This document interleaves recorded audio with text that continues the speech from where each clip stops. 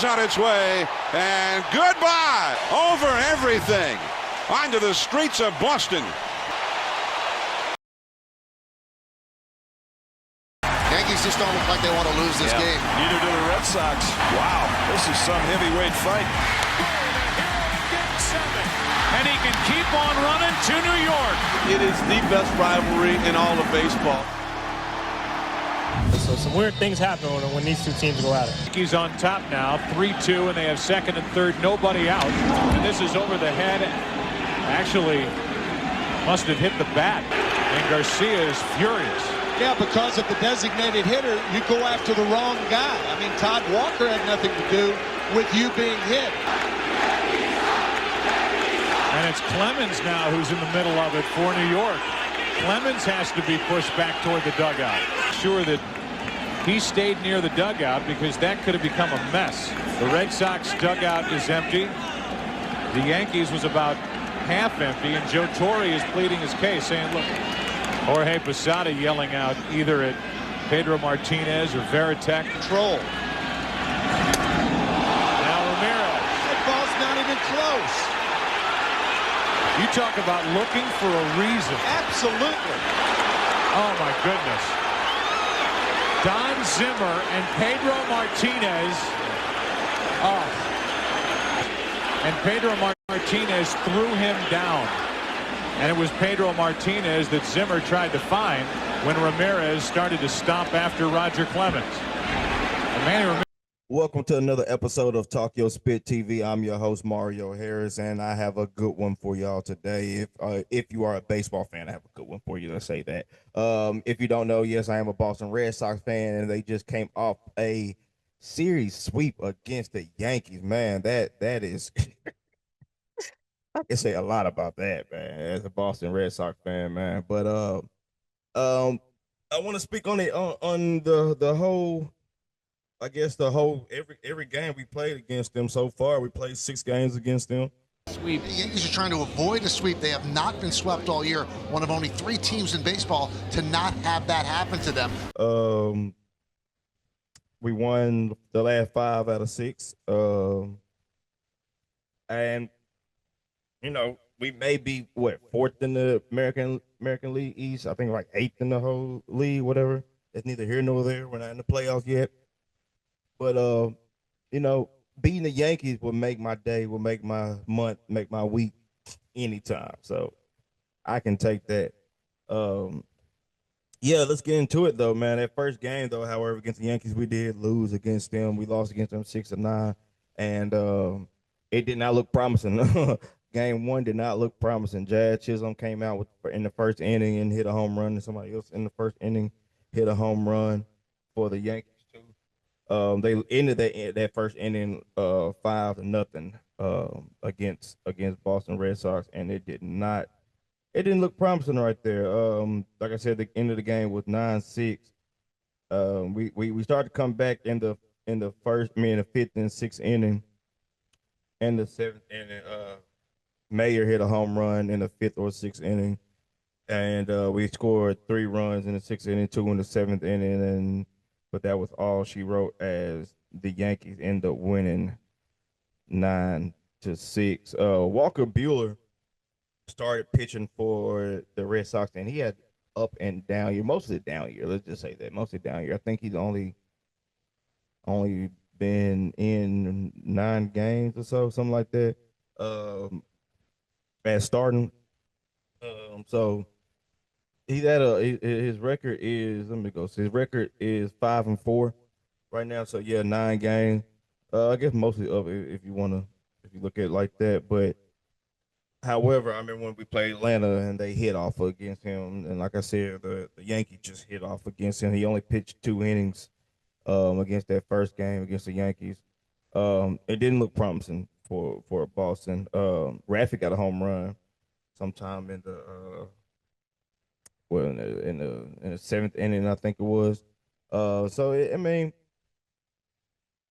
hitting for Boston started to come, and you've seen it a little bit, but you definitely seen it on the Yankee side as their hitters came alive. Like I said, Jazz came alive, Judge, hit a couple hits.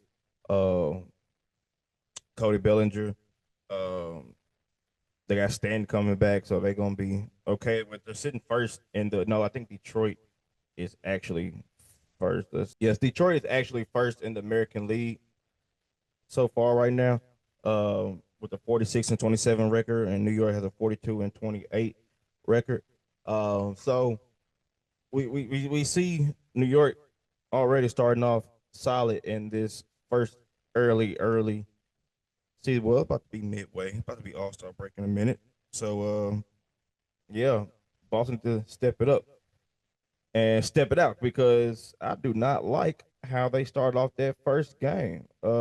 Boston was at bat at 32 times and they only got 6 hits.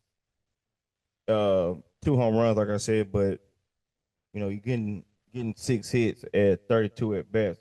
It's not gonna cut it at all when you have a team full of solid hitters and Devers, Story, Duran, like I said, Mayer. He's a young rookie. He's starting off pretty solid too. So 6 hits, not gonna cut it, man. But we move on. We'll move on to the next game. And the next game when we play them also in New York. This is the first series of 4 against Boston in New York, and we win that game 10-7. We come out firing. You know, the bats are rolling that game. I don't know what got into them that game, but they came out firing. They at 39 at bats, they had 14 hits, only 1 home run. But you put your players at play when you can hit the ball. You put your players on base, allow them to be in scoring positions, and especially if you only have 1 out or no out, get players in scoring position. Quick base hit right here can get a run or 2 in real quickly, and if you get the right hitter up, you know, a nice hit would get a few runs in, depending on who on base, or maybe get that hitter to second and third in 1 hit. So you know, when you look at this Boston Red Sox team, they are constructed as a hitting team. However, the pitching has to hold up, as Gary Crochet had the start for today. Not today, I'm sorry, had the start of that game. And he did pitch 6 innings, but he gave up 6 hits and gave up 5 runs. Only walk one batter and 1 home run. However, 5 earned runs from him, so that lets me know that all the runs they got off hits and off that home run. So that's pitching to me more than defense. Yes, you can get your defense in the right position, right area, so maybe they can close in the gaps or whatever you need to do. But that pitching has got to be better, as they took him out in the 6th inning, and by that time they took him out, the score we was up still. 8-5, 7-5, 8-5 in the 6th inning we was up. However, after that, Greg Weissert and Justin Wilson came in, and Chapman, he came in and closed it out for us in the last inning, and got 1 strikeout, but no earned runs. As by that time the ball game was over with. In the bottom of the 9th, Boston wins 10-7. Batting held up, pitching held up after Crochet came. Crochet, I mean, Gary, he did his thing. Don't get me wrong, he did all right. But I would like for him to clean it up a little bit better. You can't get New York batters going. You just can't get their batters going. If they get going, 2 of them gets going. It just trickles down their lineup. It just gets going, especially in the rivalry with Boston and New York. The best rivalry in baseball, if not in all sport. Duke and North Carolina definitely can have an argument about that. And yes, I am a Duke fan. That's another story, another podcast for another day. Yeah. So you can't get New York batters going. You have to pick and choose your spots against New York batting. Let's talk about Aaron Judge though. 0 for 4 in that second game in the first series against Boston Red Sox. Where has he been? I think in his whole series. I think in the last 6 games against Boston Red Sox, he went 1 for 12 or 2 for 12, something like that. Where has Aaron Judge been? He was looking like the early favorite of the American League MVP once again, but I'm not seeing it right there. um, yeah, Judge. It seems like he struggles in big games. If you ask me, in certain big games, let's say that, definitely in playoff big games, he struggles. But in the season, his struggles don't really last long. So I expect him in the next game or two to come out of that struggle. Jazz Chisholm went 0 for 2 in that game. Anthony Volpe, he didn't even come up to bat. So Corey Bellinger, he did good. He went 2 for 3. Goldsmith 0 for 5. Wow. That's your veteran, another veteran hitter you got. 0 for 5. That's crazy. That second game did not look promising for the New York Yankees. As we move on to the next game, once again, like I said earlier, Boston won the last 5 games of this series. So yes, every game here on that, Boston will win. But once again, Boston hitting came alive again as we won 11-7 in the third game and the final game in that first series against the New York Yankees. Man, and seeing Boston hit this well, it's like it's been an up and down for this team. Especially somebody like Trevor Story, who at the beginning of the season looked like he was early favorite to be MVP, almost maybe, at least on the hitting side of things. Getting on base and whatnot. But after April, starting like mid-May or something like that, Trevor Story, he was nowhere to be found. Couldn't hit nothing. We say in basketball, couldn't throw a rock in the ocean. So to see Boston come alive against New York out of all teams, of course, I love to see it. Like I said, New York is second in the American League, first in the American League East. So seeing it against them, one of the better teams in the MLB, it gives you confidence in your team. We once again in the 6th inning we went off for 5 runs. You don't see that. That's also a testament of New York pitching in the last couple of years. It hasn't been as good as it seemed. They made some moves and got people over there, but it hasn't really worked out as they probably planned. So I mean, I like that. Don't get me wrong. Don't get me wrong. I like that. But on Boston side of things, I can't even talk about it in the last 2 years, 3 seasons. Actually, we've been having up and down. Well, mainly downs, mainly down. But it seems like we have a stretch of good, like a month or a month and a half of good games, and after that, it's like it goes away. So hopefully, we got a young squad again, and hopefully we can turn things around.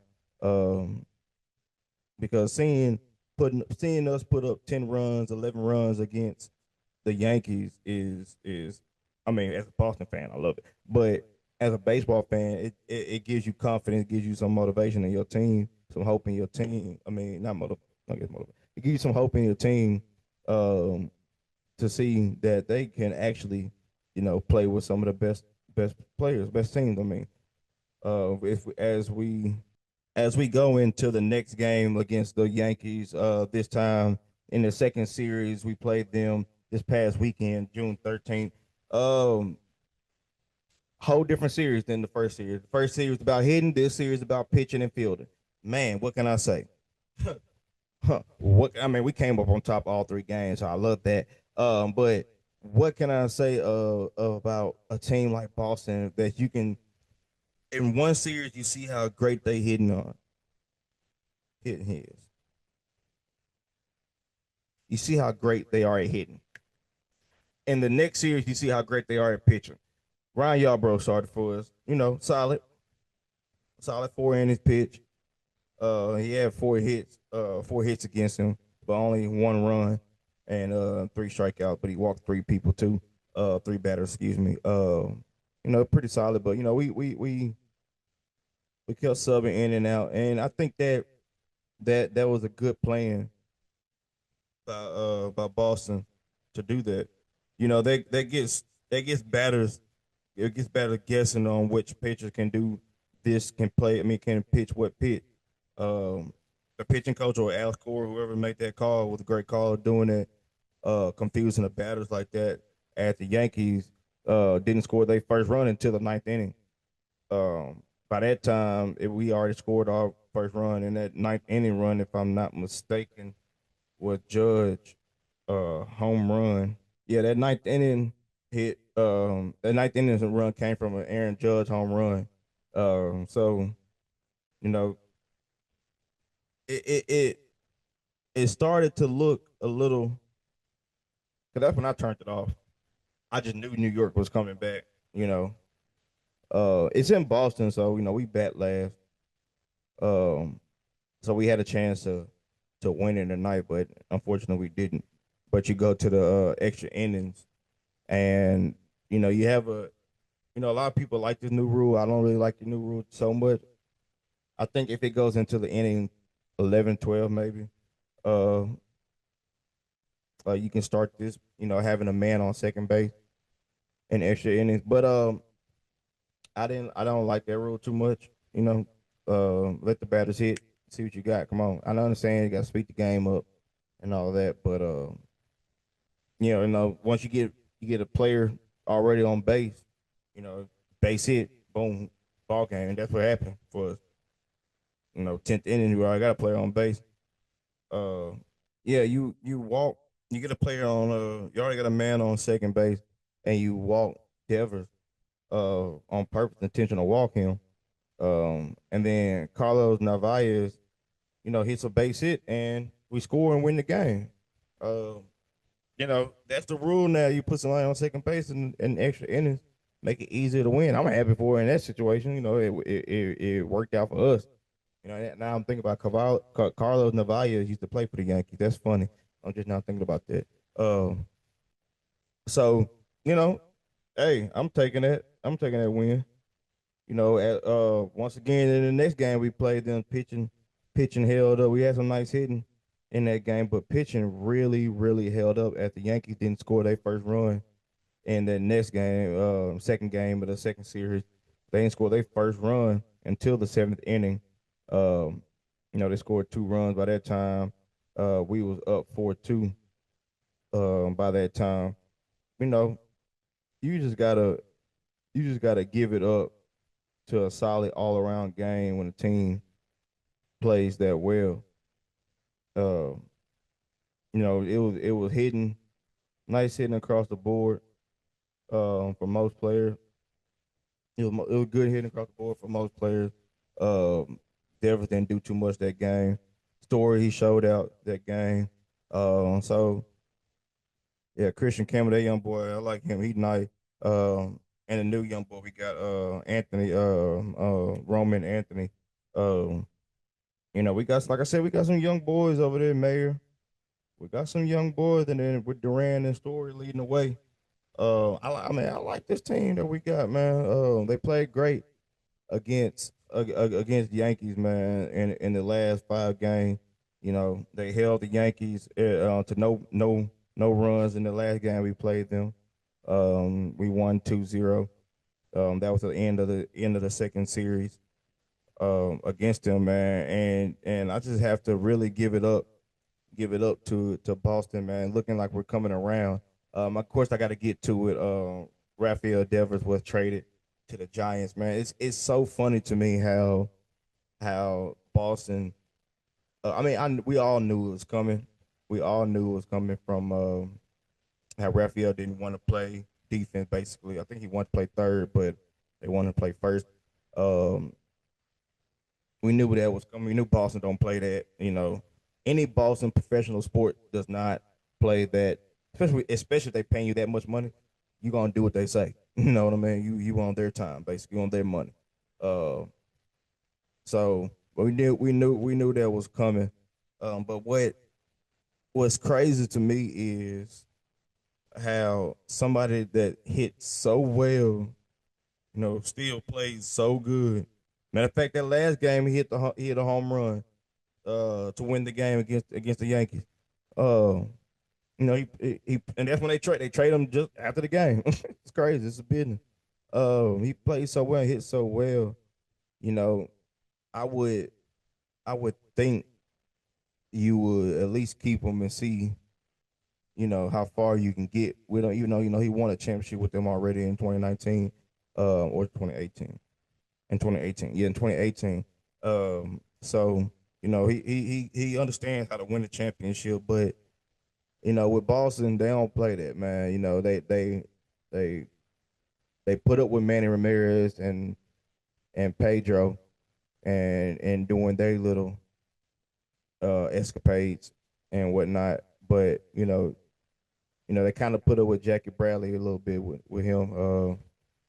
You know, they're not gonna put up with too much of it. You know, especially if you're not gonna play. At least them players were playing. They had their little off field problems, whatever. But you know, at least they were playing. Raffy didn't want to play. You know, we got a third baseman. We don't need you at third. You know, we need it first. And that's first, not necessarily saying the easiest play to play and whatnot, because it's definitely not. A lot of people just think they just come in and just catch the ball, whatever. No, that ball gets hit down that line, you gotta be ready for it. But also, you gotta know when, if the ball's hit between you and short and you and second, you gotta know when to go for it or, cover the bag, because you're the first option over there. You gotta hope when the ball is hit somewhere your way, you can't run and touch the bag. You gotta hope the pitcher goes over there and be there for you, so you can throw him out, throw the batter out. It's baseball's a lot of thinking. That's what a lot of people don't understand. Baseball's a lot of thinking. You have to be a step ahead, 2 steps ahead. A lot of times, you gotta anticipate what's coming up. As a fielder, what if the ball coming to you, what you're going to do with it, who's on base, how many outs it is, those types of things. And Boston didn't want to put up with Raffy, so they trade him to the Giants. We got some pitching out of it. So yes, the Boston Red Sox traded Rafael Devers for pitchers Jordan Hicks, Kyle Harrison, and 2 other players, 2 young players. Another pitcher, one of them, and another one's the outfielder. But I'm talking about Jordan Hicks and Kyle Harrison. Jordan Hicks is a special pitcher, as he can throw a 100-mile fastball. I think his highest has been clocked at 105, 104 in the majors. So he can get the ball to the plate pretty fast. However, this season he hasn't been producing, and it could be a number of things. San Francisco does have a lot of pitchers over there. So it could be that it's hard to find rotation spot, hard to find your confidence in your pitching when you feel like you're ready to go. Few innings, 4 innings, 3-4 innings, and here come them substituting you out. Things like that, because they have a lot of pitchers. Like I said, San Francisco does have a lot of pitchers. That's why I wasn't surprised that they gave up pitchers for Devers. However, like I said, Jordan Hicks this season hasn't been too good, as he has only one win and 5 losses this season. Now that doesn't mean he played in 6 games. That just means he recorded 1 win and 5 losses. If you don't understand how pitchers record their wins and losses, or if you pitch at least 4 or 5 innings starting, you got to start. If you start pitching at least 4 or 5 innings, you have to be leading when the game when they take you out the game, and have to hold that lead. Whoever they got to hold that lead, and then you'll get the dub. You get the loss. However, if you pitch 4, 5, 6 innings, and let's say you give up 7 runs, and that 7th run is the winning run. Now, like I said, you only pitch 5, 6 innings. That team probably didn't score no more. They ended at 7, but y'all didn't win. So that loss goes to that pitcher. But that's to any pitcher that comes in the game. If you give up four runs, if you start it and you give up 4 runs and they take you out for the relief pitcher, and the relief pitcher gives up 2 more runs, then that loss goes to the relief pitcher or whoever the closer pitcher is. So that's how they record their win losses in baseball as a pitcher.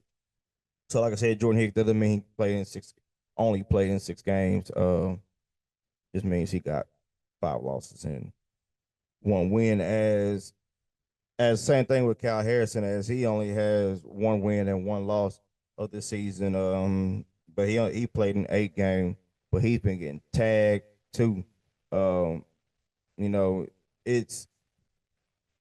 It's crazy. Like I said before, that Boston made this trade. Yes, you boost your pitching core up. And so far, Boston has held their own in the pitching side of things. It's been more of hitting that's been up and down for this team, but the pitching kind of been more up than down for this season. So adding 2 more pitchers, man, I like it. Don't get me wrong, but I really like Rafael, the fan. I was a huge fan of Rafi. I'm still gonna be a huge fan of Rafi.